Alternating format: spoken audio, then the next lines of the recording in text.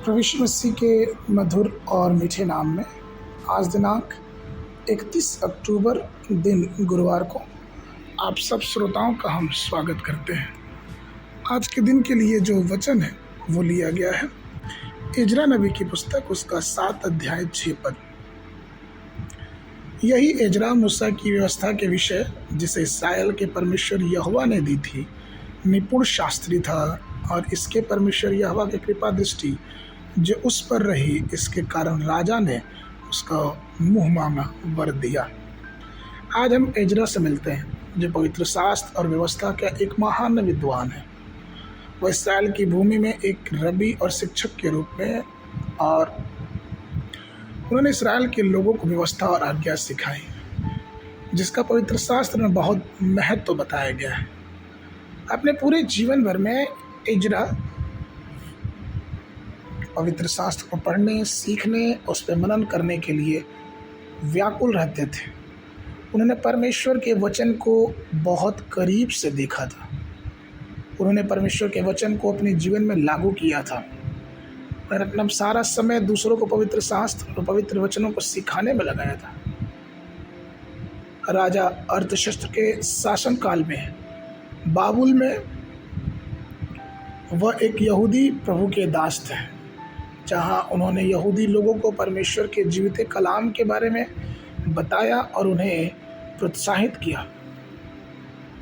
उनको वहाँ के राजा ने, अर्थशस्त्र ने, ये कहा कि तुम अपनी भूमि में लौट जाओ, और बाबुल से वो 4 महीने की यात्रा करके यरूशलेम पहुँचे। लेकिन जब वो परमेश्वर के लोग यरूशलेम आए तो उन्होंने देखा कि परमेश्वर का मंदिर किस प्रकार से खंडहर पड़ा हुआ है,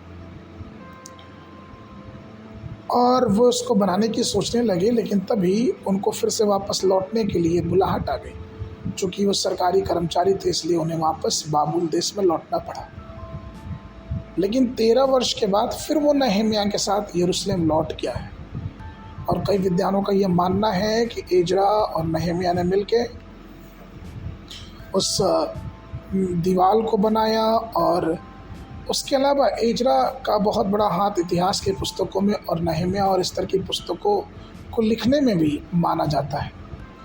भजन संहिता उसका 119 1, 2 और 3 पद कहते हैं कि धन्य है वे जो मार्ग में निष्कलंक हैं, जो यहोवा की व्यवस्था पर चलते हैं। धन्य वे जो उसकी चितौनियों को मानते हैं, जो पूरे मन से उसके पास आते हैं। वे कोई कुटिलता नहीं करते, वे उसके मार्ग पर चलते हैं। पवित्र शास्त्र भजन उसके 1 और 2 पद में ये भी कहता है कि धन्य वह मनुष्य जो दुष्टों की युक्ति पर नहीं चलता, ना पापियों के मार्ग में खड़ा होता, ना ठट्ठा करने वालों की मंडली में बैठता है, परंतु उसका मन यहोवा की व्यवस्था से लगा रहता है और उसकी व्यवस्था पर रात दिन ध्यान करता रहता है। परमेश्वर के प्रिय लोगों,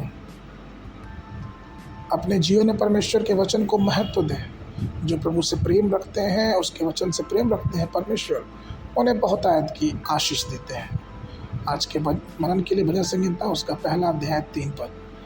वो उस वृक्ष के समान है जो बहती नालियों के किनारे लगाया गया है और अपनी ऋतु में फलता, और जिसके पत्ते कभी मुरझाते नहीं। इसलिए जो कुछ वो पुरुष करे वो सफल होता है। बाइबल अध्ययन के लिए सुबह के समय यिर्मयाह नबी की पुस्तक उसका 22 और 23 अध्याय, शाम के समय तीतुस की पत्री उसका 1 अध्याय। परमेश्वर आप सबको आशीष देवे।